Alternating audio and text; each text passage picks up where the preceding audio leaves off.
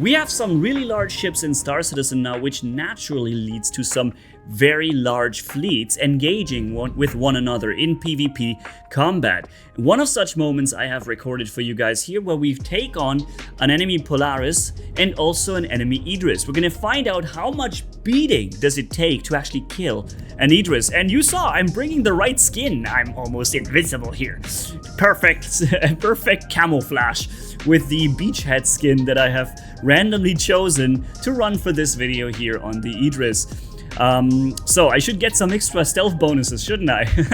Anyways, we destroyed a C2 there on the bottom in like 1 second with the K laser, the Hurston Dynamic Exodus laser beam, and then we made our way over towards the into space again, and there was, not far away, an enemy Polaris sitting there, probably trying to interact with the other ship that was hanging there in some way, and I opened fire with my friend and I. We were 2 guys just in this Idris, but we also had our other boys with us, another Idris and 2 man Polarises. But what's firing on the enemy Polaris is just me alone at this moment, and we have basically already depleted the entire rear part of the shield, which is really fast for destroying a Polaris shield. That thing has so much shield energy, it is crazy.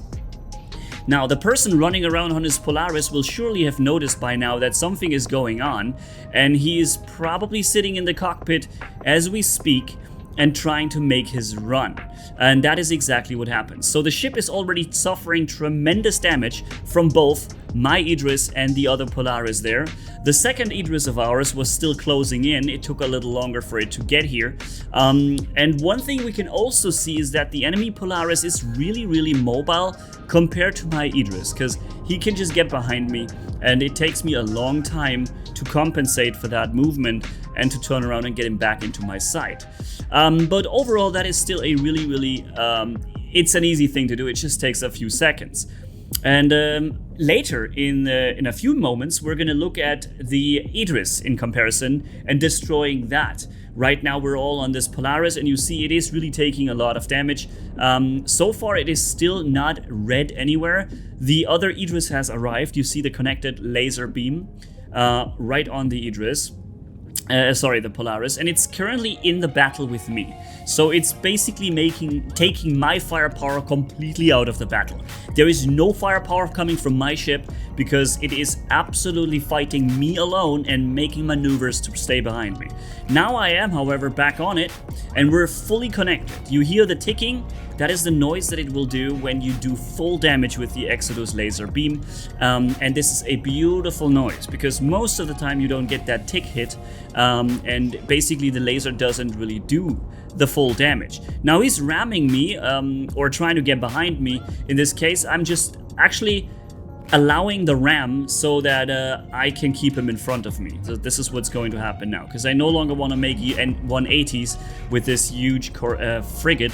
I want to just keep the enemy aimed. So I'm actually ramming into him, turning him upwards, and then getting the nice, sweet, soft belly to shoot at. And the Polaris is going down now. It's almost destroyed already. So this is how long it will take for a capital ship fleet to take out the Polaris. Boom, kill. All right, so keep in mind how long this was. What was it? Maybe 2 minutes of continuous battle? Maybe not even 2 minutes. Remember that my weapon was not connected with him for most of that time. But the other Idris of ours was able to do it in return, and boom. Beautiful how that thing just went up in flames. So that's the Polaris. Now, the Idris is a completely different level. I think the Polaris has about 4 million HP and the Idris has 16. And this is before the armor coming into the game, where the Idris M will have a substantial increased amount of HP compared to the Idris. Now, does that mean the Idris P? Does that mean maybe they're just taking some HP from the Idris P and leaving the M at 16 million? Or are they going to increase the M's amount of durability? Nobody knows yet. We'll see. But you see there was an enemy Idris sitting down there on Daymar and camping from what looks like the mining spot down below somewhere. And we're coming in from up top and opening up with full firepower. The enemy Idris has not even noticed us yet, and my initial laser beam had not even done any damage to him whatsoever. However, now my friend Modus in the front nose turret is beginning to connect his shots, so the enemy Idris knows something is firing at it. And also my beam is now beginning to connect. So let's have a look at the shield that is twice as large as the shield on the Polaris. Instead of 1.1 million shields, it's about 2.2 or 2.3 million shields that the Idris has, which means that divided into 4 sides, front, side, back, you know, that goes to about 600,000 on the back, 612, yeah, it's about 600,000 HP that each of these shield sides has. So to drop one of them equals out to about that, right? And we were able to do that quickly because the Hurston Dynamic Exodus laser beam has a combined firepower of 15,000 damage per second at 4 kilometers or lower, that is. At 5 kilometers, the DPS drops a little. Now, I'm turning around away from him. I'm allowing him to shoot me in my back. I know I have more backup. I know I can take the shots. And I just want to gain some distance to him. I don't want to have the next snuggly guy come up to me and snuggle behind me or next to me. I just want to get him in line of sight and fire. And I have to give this guy props. Unfortunately, I do not know who he is because for some reason CIG thought it was a good idea to replace player names with stupid ship tags that don't tell us anything. You cannot know if this player or thing flying around is an NPC anymore, if it's a player. Before you knew it by looking at the name. Did it have 2 parts? Was it an NPC? Was everything consistent of 1 part without a gap? Player, you know, you knew that. Now you can't tell even if that's a player or an NPC without scanning the ship. Maybe they want to make it more immersive this way, that you have to scan a ship, but shouldn't I at least know if I have a player or an NPC against me? In this case, we know it's a player because it's an Idris. And the Idris has meanwhile lost pretty much all shields. I haven't even lost the first shield yet on mine.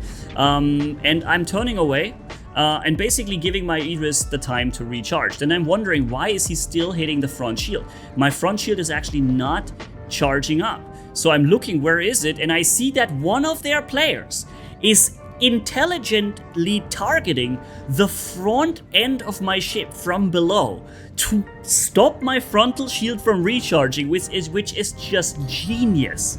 Yeah, manually enabling a leg pip instead of an auto-aim lead pip to manually target the front part of my ship, so that even despite me looking completely away, taking all my firepower out of the game, I'm still not recharging the full front, meaning I give him free time to work on my shield without anything coming back at him. That was genius. Well played, enemy team. Boom. Now he got rammed by one of our Polarises who was alone. He was flying a solo Polaris. He didn't know what else to do but to ram. It's the only thing he could do to, I don't know, have an impact, because he's got no gunners, right? And that actually does help because it turns the Idris around. So now he has to find a way to find a target for his laser beam. And I can perfectly use mine now from up top. So that is crazy. And you see we're still firing at that thing and we're all on that one Idris. And I also have to give this guy props once again for, that's what I wanted to say before I lost myself in a little rant about the names, is that this guy never went away. He actually faced 4 capital ships with one of his. He was really well manned, so there was that, but at the same time it was clear that there's never going to be any success for this player or this player team against this group of capital ships coming in hot at him right here. But he stayed, he fought it till the end, he made this an interesting battle, he gave us a good fight, he did not try to quantum out, nothing. He just went in and he just took that fight. And that is awesome, because most players will, as soon as they see the odds are against them, they're just gonna jump away. Which, you know, in immersion, in looking at this from a realistic perspective, if this was your real life and you have only one, you probably try and save it, right? So this is actually a survival strategy to see, okay, I can't win these odds, I'm gonna get away. But we're playing a video game, so there's no shame or harm in actually taking a fight till the end and then respawning, right? And this guy did that, so props to him. That's all I wanted to say, which turned out to be a 3-minute long monologue. But I do have the time. I have time to tell stories because, man, that Idris is taking a beating. And it takes forever. The Polaris would be gone 2 times already. Yeah, it is just not going down. That Idris is just insane. Now, can you imagine how much you're gonna work on this thing if you're just bringing a lot of fighters? Not to mention the fact that the Idris's point defense will be very dangerous to them. But also, just try and imagine how much firepower and ships you would need in order to break this Idris, destroy it with a let's say regular ships, not capital ships. Let's say you bring 1 or 2 Corsairs, an Andromedar, you bring maybe some stronger ships like an F8C, right? A couple of those, and then you have some F7As in there. You'd be sitting on that thing probably for like 30 minutes, and you'd be having to do it smart, trying to shoot the right spots, trying to stay out of the laser, never get in front of it, right? Which should be easy. I mean, if you have a Corsair, Connie, anything of that size, or even the smaller fighters, of course, they should never actually get in front of the Idris. I mean, that should be possible to not get that done, unless when the encounter begins and you're flying towards the enemy and they are flying towards you, then for a short time you should be in their sight, but really only for a short time. My friend in the Polaris rammed the Idris again and got himself destroyed, so also that the Idris still does. Next to getting hit by these 2K laser beams the whole time, as well as the other fully manned Polaris, the other one that's ramming him constantly actually still got destroyed by it. So just imagine how much that means, you know? This is crazy. And don't get me wrong, I am happy that we have these large capital ships in the game, and I'm also happy that they are as capitalish as they are, because this is what they need to be. If they were pushovers, if you could kill them with a couple of shots, that would make no sense. I want ships of that size to give you this kind of battle. And I want it to take a really, really long time to get one of those destroyed, right? Ideally in the future with like modular damage, where certain things just take complete damage and fall out completely. Technically we could, for example, target the laser gun in the front. It is possible. Yeah, I mean, also having certain compartments collapse in the ship, maybe, you know, that having an impact on the performance already earlier than before the ship is destroyed and so on. Yeah, you can destroy also the engines, I understand, but still, I feel like with the engineering gameplay, there's going to be some more options coming in also to tackle such huge targets, you know?